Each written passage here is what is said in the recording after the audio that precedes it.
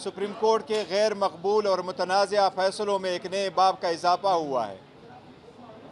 आज टेक्निकल बुनियादों पे एक एक पेज पे मुश्तमिल 14 दरख्वास्तें 25 करोड़ अवाम की बुनियादी हकूक़ पर बारी हुई है।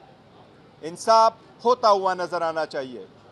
फ़कत इसलिए एक पॉलिटिकल पार्टी का जिसकी पॉपुलरिटी 70% है, इस बुनियाद पे ख़त्म करना कि उस पार्टी के सेक्रेटरी जनरल के पास इख्तियार नहीं है, वो भी गलत। लेकिन ये इख्तियार नहीं है कि वो चीफ इलेक्शन कमिश्नर अपने इलेक्शन के लिए मुंतखब कराए। ये बहुत ही टेक्निकल बुनियाद है कि जिस 14 बंदों ने दरख्वास्तें दिए वो पाकिस्तान तहरीक इंसाफ के एक क्रेडेंशियल के लोग और पार्टी मेंबर्स है।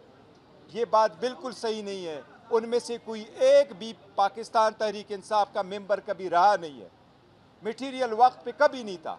हमारे 8,37,950 मेंबरान में से सिंगल बंदे ने कभी ऑब्जेक्शन नहीं किया। इमरान खान साहब की आवाज़ के लिए है, भला रहे न रहे।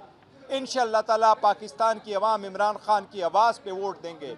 इंशाअल्लाह ताला जो कुव्वतें इसको हटाना चाहते 8 फरवरी को उनको शिकस्त होगी इंशाअल्लाह ताला।